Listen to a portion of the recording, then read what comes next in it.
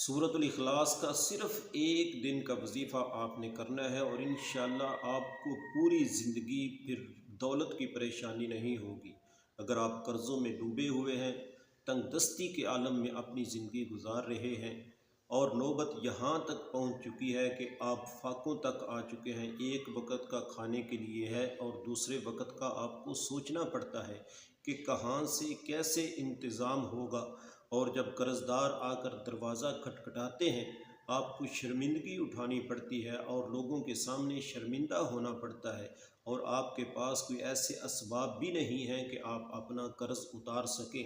اس عالم کے اندر آپ نے اس سورۃ الاخلاص کے وظیفے کو اگر پڑھ لیا پورے یقین کے ساتھ اور اللہ پر بھروسہ رکھتے ہوئے، اور جس ترتیب اور طریقے کے ساتھ میں آپ کو بتانے لگا ہوں، اگر آپ نے اس وظیفے کو پڑھ لیا تو انشاءاللہ آپ کی اولاد بھی، آپ کی نسلیں بھی دولت کی پریشانی نہیں دیکھیں گی۔ آپ کے گھر سے تنگ دستی ہمیشہ کے لیے ختم ہو جائے گی، آپ کے گھر میں خوشحالی آنا شروع ہو جائے گی، قرضوں سے نجات مل جائے گی، پریشانیاں ختم ہو جائیں گی۔ یہ وظیفہ بہت ہی مختصر وظیفہ ہے، اتنا لمبا چوڑا وظیفہ نہیں ہے۔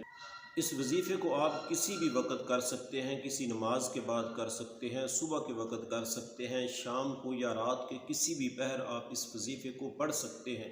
لیکن آپ کے پاس اتنا وقت ضرور ہونا چاہیے کہ آپ کو کوئی پریشان کرنے والا نہ ہو، نہ آپ کو جلدی ہو کہ آپ کا دھیان اس کام کی طرف ہو کہ میں نے وظیفہ ختم کر کے وہ کام کرنا ہے۔ آپ نے پوری توجہ کے ساتھ، دھیان کے ساتھ دنیا سے بالکل کٹ ہو جانا ہے، اور آپ کا دھیان اللہ کی طرف ہو کہ آپ اللہ کے دربار میں بیٹھے ہوئے ہیں اور اللہ رب العزت کے سامنے بیٹھ کر آپ اس وظیفے کو پڑھ رہے ہیں۔ وظیفہ پڑھنے سے پہلے آپ نے اپنے مقصد کی نیت کر لینی ہے کہ آپ کو دکان چاہیے، مکان چاہیے، یا آپ قرضوں سے نجات حاصل کرنا چاہتے ہیں، یا آپ کسی اچھی جگہ نوکری کی تلاش میں ہیں، نوکری ڈھونڈتے ڈھونڈتے آپ تھک چکے ہیں اور آپ کو اچھی نوکری مل جائے۔ آپ کا الغرض جو بھی مقصد ہے، جو بھی حاجت ہے،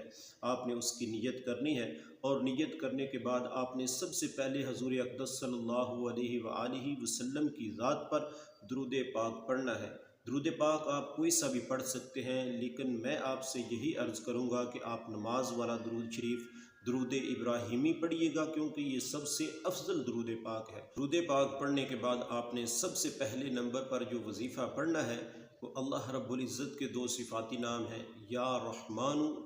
یا رحیم، یا رحمان یا رحیم۔ ان کو آپ ہاتھ کی انگلیوں پر بھی پڑھ سکتے ہیں یا تسبیح کے دانوں پر بھی آپ ان کو پڑھ سکتے ہیں۔ 41 مرتبہ آپ نے پڑھنا ہے یا رحمان یا رحیم، اور 41 مرتبہ اس کو پڑھنے کے بعد آپ نے دوسرے نمبر پر جو وظیفہ پڑھنا ہے، سبحان اللہ وبحمدہ، سبحان اللہ وبحمدہ، سبحان اللہ وبحمدہ۔ اس کی آپ نے ایک تسبیح نکالنی ہے، یعنی کہ 100 مرتبہ آپ نے سبحان اللہ وبحمدہ اس کو پڑھنا ہے۔ اور پھر تیسرے نمبر پر آپ نے جو وظیفہ پڑھنا ہے،